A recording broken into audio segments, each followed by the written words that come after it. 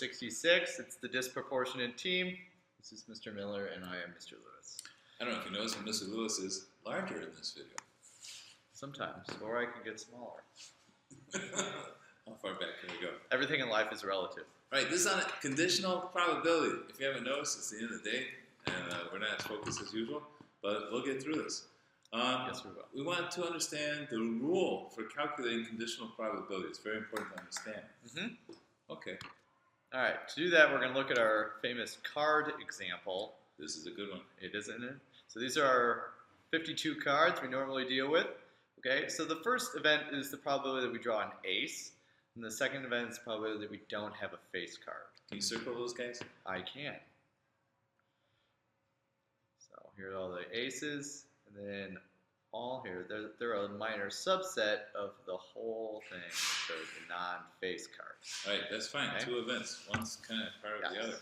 So we want to know if the probability changes of getting an ace, given the fact that I'm not drawing a face card. Okay, so let's do this in class. In class, we start with fractions. So let's draw the fraction bar. And at least in my class, it seemed easier to put the denominator in first. Okay. So how many cards are not face cards? That would be 40. Okay. And how many cards are, of those cards, how many are aces? 4. All right. Now, on the top, that kind of comes from the intersection. Yes. That kind of comes from A intersect B. So I don't know if we want to put kind of like an arrow. But what we did is we counted of the cards that are in set B, we counted how many were aces. That's A intersect B. And then the bottom of the fraction, that's the number of cards in B. Right. So the formula for conditional probability and kind of what we're doing when we're doing this is the probability of the intersection, what's in both, divided by the probability of the second set. Right. And that's what we did here. 4 is the number of cards in the intersection. 40 is in the set B, which we're conditioning on. All right?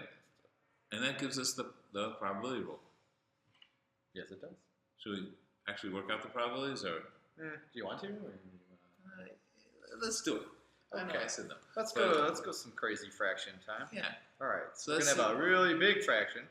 So it's a proportion, right, of the two groups. So we want the probability of A over B. Intersect B. Right. So that would be 4 out of 52. 4 out of 52.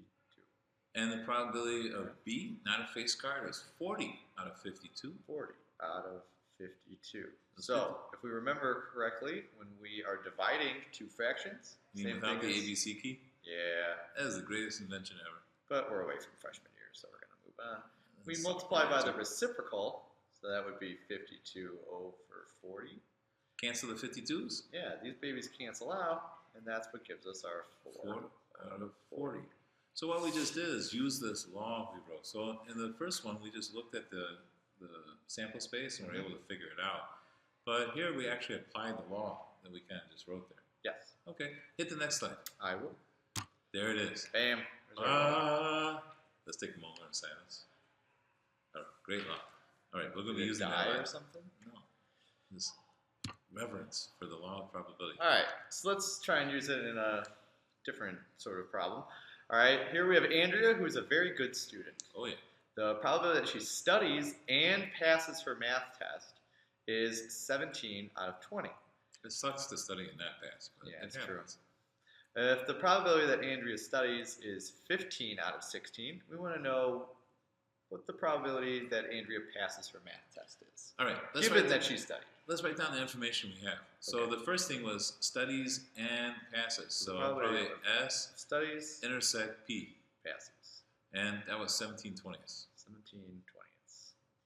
Okay. And then here we have probability of studies. Yeah. So looks like she's a real hard studier. 15 out of 16. Good.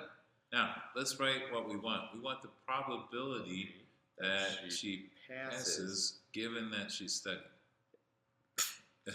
Studied. Here I did a G. Not studied, studied. All right, equals. It's the end of the day. I was still on given. All right. So, it's 17 out of 20. The intersection. Over. The probability of S. 15 out of 16. All right. I happen to have So, a beautiful freshman calculator with me. 17/20ths times 16/15ths. Go, Mr. Lewis. He doesn't believe in the freshie calculator. Now here I got 4/5. Divide that by 7 million. Something. What's 17 times 4? Listen, it's 68/75. There we go. It's 68. Okay. So 68/75. Very But good. that would probably be cleaner as a decimal, but we'll just take it. Yeah, we'll take that. That's fine. So 68/75. But bottom line is we just had to divide those two probabilities. Correct. Probability of the intersection over the probability of the set we're conditioning on. Yep. All right, I'll get this one. Look at those long arms. I know. Almost like Scottie Pippen. So here we have the probability that Sue will go to Mexico in the winter and France in the summer is 40%. I don't know, but she's got some money to go abroad a lot. I guess Mexico's pretty cheap. I can go to maybe Wisconsin in the summer, in the winter, and maybe Indiana in the summer. Almost the same.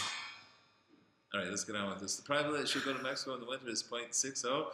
Find the probability that she'll go to France this summer, given that she just returned from her winter vacation in Mexico. Okay, so Mexico and France, that's 40%. Got it. Okay, probability that she goes to Mexico is 60%. So she's above 50. She really hates that cold. Okay. All right, so we want to know probability of her going to France, given that she's already gone to Mexico. Right.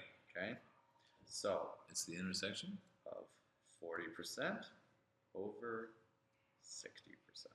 This is 0.67 repeating. 2/3. 0.67 repeating. Yeah, 2/3 chance then. Okay. So if we know she's went to Mexico, it's 2/3 chance to go to France. Which really doesn't make any sense because if you've already gone on a vacation, wouldn't the odds that you go on a new one be less because you're out of money? You want to go again? I don't know. She's loaded. Next. Not for us to ask. We just do the math here. Life's all about asking these questions. Okay. Okay, here we have a penny and a nickel are tossed. Find the probability that the penny shows heads, given that the nickel shows heads. All right, I'm going to tell you something right now. Okay, well, It's 1/2. yeah, I think so. You know why? Because these are independent events? Yeah. What does the penny care about the nickel? Nothing. We're going to write 1/2 and go on. Yes, 1/2. Right, but that was the power of independence, like Mr. Lewis said. If you think about it, Yeah. this is an obvious case. The value on the penny has nothing to do with the value on the nickel. No. So telling you that the nickel shows heads, who cares? No, I mean you It could doesn't affect the penny. figure it out, but if you actually work through the formula, you would definitely get 1/2. We're going to keep this under 15 minutes. Here we go. Okay. Whoa! We're definitely under 15 minutes. Yeah, because already here we're at the journal assignment. Okay, so we got two problems. One dealing with Janice, who smokes. Oh, The probability that she smokes is 3/10. So she doesn't smoke a lot, but she smokes enough. The probability that she smokes and develops lung cancer Oh my is goodness. 4 out of 15. So find the probability that Janice develops lung cancer given that she smokes. So This there's your morbid problem of the this day. reminds me of the well-paying field of actuarial science, right? Or You know any actuaries? or the less. Yes, I do actually. I think it pays really well, It but they does. think about these probabilities of mortality all the time, and help set insurance rates and things like that. Also, if anybody wants to have a medical field, you can epidemiologists deal with this stuff too. Oh, okay, cool. Study of disease. Yeah. So stats just goes all around. Okay, then the second part, a box contains 3 blue marbles, 5 red marbles, and 4 white marbles. One marble is drawn at random. I want to find the probability that's blue, given I didn't draw a white marble. And then the probability if it's red, that probability that's not red, given that I didn't draw a white marble. So we had kind of 2 ways of solving this. One, we had like a diagram of sample space or kind of reason through it. But some problems it's kind of difficult, going to go with the law. Right. So the first one I could see using the law. Yes. Second one I could see just thinking about it. Yes. Okay. Awesome. Both would work. I can go under 15. All right.